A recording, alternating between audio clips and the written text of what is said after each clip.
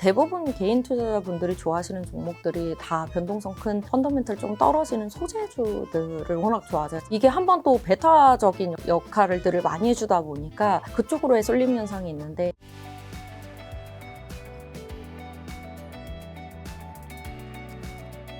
그 양극재 수출량이 전후 대비 반등하고 단가가 안정세를 보이는 현상을 본격적인 소재 업황 회복탄의 신호탄으로 해석해도 되는 건가요? 대부분은 아직까지는 EV향이에요. 그래서 이게 본격적으로 증가하는 신호탄으로 보는 거는 시기상조입니다. 시기상조고, 워낙 4분기 때 재고 위주로 많이 공급이 됐기 때문에 지금 1분기 때는 원래 생산량이 좀 늘어나야 돼요. 그래서 이제는 수출량이 좀 늘어났다고 보시면 될 것 같고요. 다만 ESS 쪽에 대한 양극재, LFP 양극재를 하는 쪽은 지속적으로 좀 수요가 개선된다라는 흐름으로 보셔도 될 것 같습니다. 그리고 글로벌로 좀 여쭤볼게요. 유럽연합의 산업가속화법 도입이 중국산 배터리 의존도를 낮추고 한국 배터리 기업들에게는 기회 요인이 되는 건가요? 앞서서 말씀드렸던 에코프로비엠 모멘텀하고도 조금 맞물리는 측면이 있는데요. 지금 사실 셀 같은 경우에는 CATL이 유럽 내 생산 능력이 좀 높은 편이에요. 한 80기가 정도가 돼요. 생각보다 많죠. 그래서 역내 생산하면 이제 보조금이 많이 주어지는데, 그게 이제 CATL도 유럽 내 생산이 될 거 아니에요. 그리고 BYD도 지금 들어가 있어서 셀 기업들도 수요 개선이 되기는 하겠지만 생각보다 조금 미진할 것 같아 보이고요. 그리고 대부분 수요가 증가하는 EV 쪽이 수요가 증가하는 부분이 이제 PHEV라든지 그리고 저가 전기차 쪽이기 때문에 아무래도 LFP나 뭐 미드니켈 하는 쪽이 조금 유리할 수가 있어요. 그렇게 되면 사실 LG 에너지 솔루션은 미드니켈 쪽으로 라인 전환을 조금 해놓은 상태이기 때문에 개선에 대한 기대를 충분히 할 수 있고요. 만약에 핵심 부품이 3가지가 동시에 이제 6월 내로 통과가 된다면 그쪽 같은 경우에는 이제 에코프로비엠까지 유럽 내 소재 생산 기지가 있는 그런 기업들 중심으로 해서는 수혜를 충분히 받을 수 있다라고 보여지고 있습니다. 그리고 뭐 이거는 ESS도 마찬가지겠죠. 그러면 뭐 유럽 내에서 ESS 공급을 하려고 하는 뭐 LG 엔솔이라든지 셀기 메이커들 같은 경우에도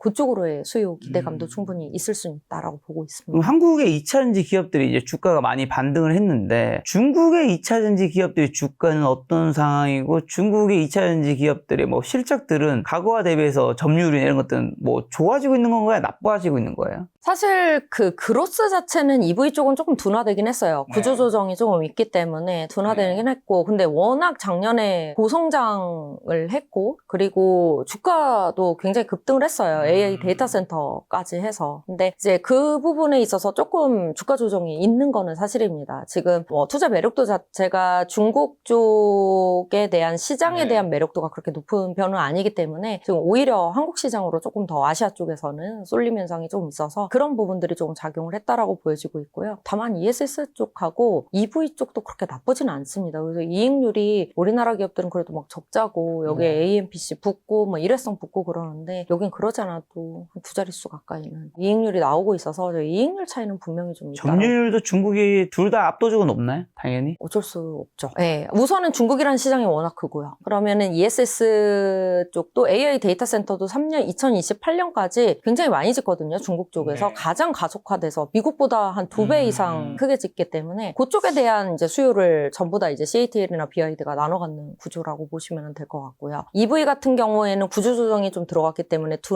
중국 쪽이 둔화가 되지만 유럽에서 지금 이미 생산 기지를 많이 올려놓은 상태잖아요. CATL도. 그래서 그쪽으로의 이제는 수요가 조금 집중이 되면서 전체적인 거는 기대 대비 조금 하회는 하기는 하겠지만 이익률이나 수익성은 여전히 견조하다라고 보여지고 있습니다. 자, 현재 환율이 1,500원 넘었다가 떨어지긴 했지만 여전히 고환율 상황이죠. 수출 비중이 높은 국내 배터리 소재 기업들 실적에는 이게 어떤 변수로 작용할까요? 사실 지금 고환율 측면에서는 매출액에 저희가 반영이 좀 돼요. 그래서 오히려 나쁘지는 않습니다. 좋다. 수출. 네, 나쁘지는 않은 상황이어서 2차전지 쪽에서는 고환율 수혜주라고 또 볼 수도 있다라고 보시면 될 것 같고요. 과거 2차전지 열풍이 기대감 중심이었던 그럼 현재 반등은 실적과 패권 전쟁이라는 이익 중심의 변화라고 보는 분들이 있던데, 실제 그 말이 좀 어느 정도 근거가 있나요? 실적에 대한 부분은요, ESS 쪽이 워낙 좋습니다. 그래서 미국 내에서 생산 기지를 가지고 그 많은 AI 데이터 센터 쪽에 대한 수요를 전부 다 이제 우리나라 기업들 2개 기업에 내지 3개 기업이 지금 다 이끌고 가는 측면이 있기 때문에 AMPC도 많이 받고요. 그래서 외형 성장이나 이익 성장은 분명히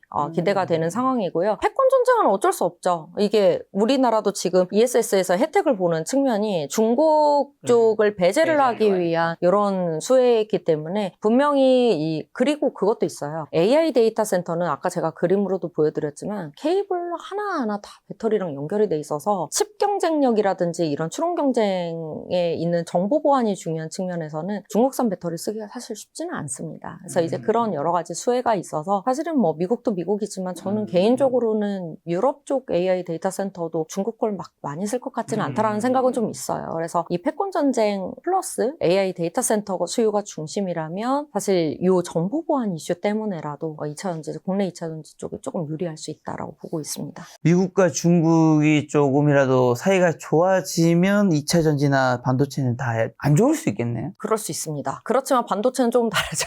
네, 반도체는 아무래도 지금 AI 데이터 센터뿐만이 아니고 AI 추론 경쟁 그리고 뭐 학습 경쟁도 지금 계속적으로 가고 있는데 그쪽으로 가면서 메모리 병목에 대한 문제들이 분명히 있기는 해요. 그래서 우리나라 기업들의 그 기술력 위주로 조금 보셔도 저는 충분히 괜찮다라고 보여지고 있고요. 2차 전지 쪽은 아무래도 지금 ESS 쪽에서 많이 쓰는 게 LFP다 보니까 전체적인 섹터 센티에서는 저렴하게 워낙 중국 기업들이 만들기 때문에 섹터 센터에선 내려올 수는 있지만 저는 여기서 항상 지금 앞서서도 말씀드렸듯이 정보 보안 이슈를 꼭 생각하셔라. 그래서 AI 데이터 센터에서 정보 보안 이슈까지 끼면 아무리 이게 사이가 조금 좋아져서 중국산 배터리를 받아 쓴다 하더라도 상위 하이퍼스케일러들 입장에서는 마냥 이 중국산 배터리만 넣을 수는 없고요. 그리고 두 번째로는 서버 안에 들어가는 배터리는 하이니켈입니다. 이거는 우리나라 기업들 기술력으로 해야 되는 거기 때문에 저는 그쪽으로는 충분히 수혜가 있다고 보고 있습니다. 그리고 아마존 웹 서비스 등 빅테크 기업들이 배터리 기업들과 직접 미팅을 갖는 현상은 좀 어떻게 보시나요? 이제는 대부분 온사이트라고 해서 지금 전력 인프라를 이끌어오는데 유틸리티 쪽에서 이끌어오면 시간이 너무 많이 걸려요. 그래서 온사이트로 많이 하기 때문에 본인들이 AI 인프라를 직접적으로 다 구축을 해야 되거든요. 그래서 직접 만남이 이루어질 수밖에 없고요. 이게 이제는 FTM 수주가 아닌 BTM 수주 쪽으로 가는 거고 제가 이제 2월, 4월에 계속 작성한 이 인덱스 자료에서도 얘기를 하는 게 AI 데이터 센터 향 상위 하이퍼스케일러들의 직접 수주는 아직 이루어지지도 않았다라는 말씀을 드렸던 게 바로 여기에 다 있다라고 보시면 될 것 같아요. 그래서 이제 이 빅테크들의 만남으로 인해서 AI 데이터 센터형 수주가 본격적으로 올해 내내 조금 이루어지지 않을까라는 기대를 해보고 있습니다. 전기차 고급 100만 대 시대를 맞아 신차 시장 내 전기차 비중이 20%를 넘어선 시점에서 2차 전지 투자의 패러다임은 어떻게 변해야 될까요? 아직은 EV를 얘기할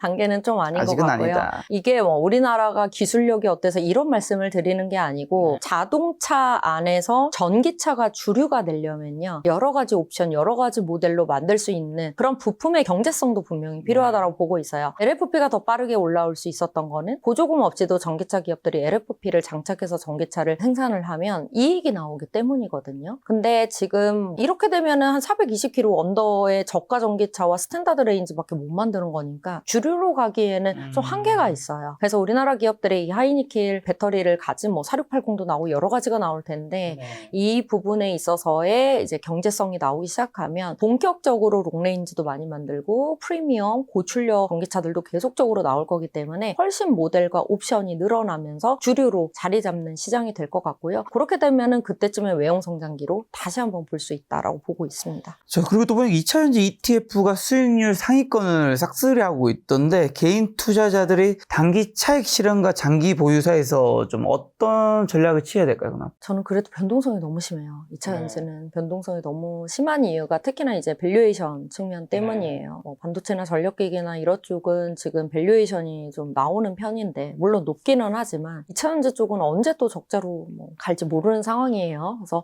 쉽지만은 않습니다. 그래서 그렇지만 제가 지금 당장 장기 차익 실현 말씀 안 드리는 이유가 앞서 말씀드렸듯이 AI 데이터 센터 쪽 수주는 시작도 안 됐어요. 수주 모멘텀이 생각보다 강렬합니다. 그래서 올해는 조금 들고 가봐도 되지 않을까라고 저는 생각을 하고 있고요. 항상 2차 전지 쪽은요. 계속 이제 변동성이 있을 때마다 확인을 하면서 가셔야 됩니다. 그래서 그 확인 차원에서는 그래도 올해 3분기까지는 충분히 괜찮은 흐름이고 만약에 여기에 추가적인 수주에 대한 부분이라든지 실적이 실제로 개선이 되는 흐름들이 지속적으로 보여진다면 올해부터 전 내년까지도 충분히 가능하다라고 보여지고는 있습니다. 향후 배터리 시장에서 LFP와 NCM 중 어떤 기술이 그럼 시장의 주도권을 쥐게 될까요? 저는 가는 길이 다르다라고 말씀드려요. ESS 사실 크거든요. 이쪽 규모도. 거기는 LFP입니다. 분명한 건 LFP고요. 다만 서버 안에 들어가는 그 배터리만 NCM 하이니켈로 갈 거예요. 근데 이것도 조금 차이가 있는 게 구글이 얘기하는 플러스 마이너스 400VDC 쪽으로 가면요. BBU 원통형 하이니켈에 서버에 들어가는 배터리가 되게 많이 들어가게 될 텐데 왜냐면 서버 옆에 이제 PSU를 따로 두고 사이드카로 다 대수가 늘어나기 때문에 BBU가 늘어나는데 만약에 엔비디아가 얘기하는 800VDC로 가게 되면은 바깥쪽에 ESS가 더 많이 늘어납니다. 그래서 그렇게 되면은 사실 LFP가 더 메인이 되는 거고 하이니켈이 좀 줄어드는 현상이 될 것 같고요. EV 쪽 같은 경우에는 스탠다드 레인지 쪽은 확실히 LFP가 될 것 같고요. 잘하면 롱레인지도 LFP가 주류가 될 것 같기는 해요. 근데 만약에 4680과 같은 이런 하이니켈을 가지고 경제성을 가져오는 배터리가 만약에 등장을 하게 된다면 롱레인지와 고출력 쪽은 확실히 하이니켈 쪽의 NCM 쪽이 주류가 될 것이다 라고 보고 있습니다. 그 혹시 2000년대 몇 년 전에 제일 핫할 때가 언제였죠? 23년이었나요? 2022년 하반기부터 2023년까지 제일 뜨거웠죠. 그때 전고점까지도 갈 수 있는 건가요? 그건 아니겠죠? 그때 너무 뜨거웠으니까. 네, 맞아요. 근데 지금 국내 한국 증시에 대한 환경 자체도 나쁘진 않은 상황이잖아요. 그 정도까지는 어렵겠지만 그래도 못지않은 상승은 좀 있을 수 있다라고 보고는 있습니다. 왜냐면 이제 그때는 한번 저희가 시행착오가 없었을 때였는데 EV를 계속적으로 늘리고 수주를 받은 다음에 가동률이 안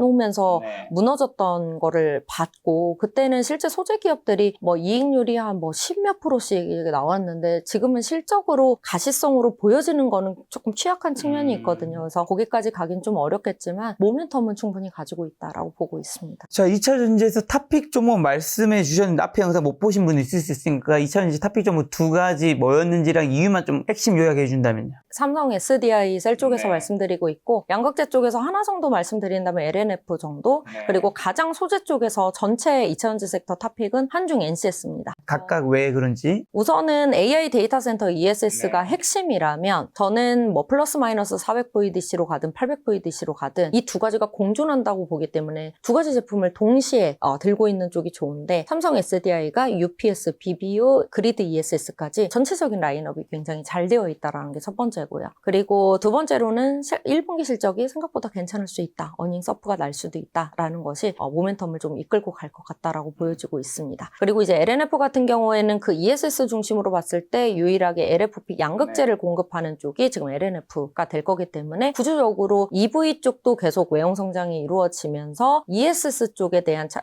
이제 신제품도 이제 하반기에 본격화되기 때문에 외형 성장과 이익 성장 흐름이 지속될 것이다라고 보고 있고요. 한중 NCS 같은 경우에는 그동안 없었던 열 냉각 시스템의 새로운 패러다임을 가져오는 기업이다라고 보시면 될 것 같고 풀체인에서 전부 다 인허가까지 다 받은 기업은 중국의 엠비콜과 한중 NCS밖에 없는데 중국을 배제한다면 사실상은 한중 NCS가 많은 고객사를 이끌고 올 수 있는 흐름이 있습니다. 그래서 외형 성장과 이익 성장 여기는 실적도 다 받쳐주는 기업들 중심으로 저 말씀드렸기 때문에 이 세 개 탑픽 말씀드리도록 하겠습니다. 자, 이 영상 2차 전지 투자하고 계신 분들 아마 보고 계실 텐데 마지막으로 투자 조언 한마디만 주고 가신다면요. 네. 2차 전지 쪽이 변동성이 정말 큽니다. 이번에도 보셨다시피 뭐 1월부터 제가 오버웨이 말씀드렸는데 슬로우하게 가다가 뭐 급등을 해버렸어요. 그래서 정말 단기적으로 이 변동성이 굉장히 커지고 지금 시장 자체도 거래대금도 너무 많이 들어오고 그런데 앞서 말씀드렸듯이 뭐 일부에서 말씀드렸듯이 리스크 프리미엄도 같이 상존을 하고 있기 때문에 변동성 클 때에는 항상 계속 체크를 하면서 가셔야 됩니다. 좋은 섹터 장기적으로 좋으니까 장기 뭐 투자 뭐 이렇게 해서 계속 이제 스트레스 받으면서 가는 거는 조금 자제를 해야 되지 않을까 보고 있습니다. 그리고 개인적으로 한 가지만 여쭤보고 싶은 게 투자 관련된 건데 코스피가 작년에 제일 저점이 한 2200인가 2300이었던 것 같아요. 지금 한 6400, 뭐 장중에 어젠가 뭐 할 때는 6500대까지 왔으면 지수로 봤을 때 3배가 오른 거잖아요. 네. 그렇죠? 그럼 단순히 생각하면 지수만 사셨어도 물론 저점을 기준으로 했을 때 3배의 자산이 늘어나야 되는 거잖아요. 주식 투자를 했는 자산으로 친다면. 근데 제 주변에도 보면 뭐 대부분 주식을 조금 벌긴 했지만 크게 번 케이스가 뭐 그렇게 많은 뭐 의미 있는 정도의 비중은 그렇게 많지 않은 것 같고 그다음에 사실 종목이 없는 것도 아닌 것 같아요. 종목도 오른 것들이 너무 많은데 다들 이제 오르면 이제 판단 말이죠. 맞아요. 불안해서. 그러니까 불안해서 파는데 이거를 어쨌든 내가 수익을 그대로 가져가려면 비중을 많이 싣고 그다음에 실은 걸 올랐을 때도 참고 많이 올랐을 때까지 참아야 되는 건데 어떻게 하면 이걸 좀 오래 가져갈 수 있을까? 삼성전자도 뭐 사실은 5만 원, 작년 5만 원에서 지금 20만 원 가서 4배 갔는데 그래서 뭐 요즘에 제가 신문기사 보니까 나이 드신 분들이 수익률이 가장 좋더라.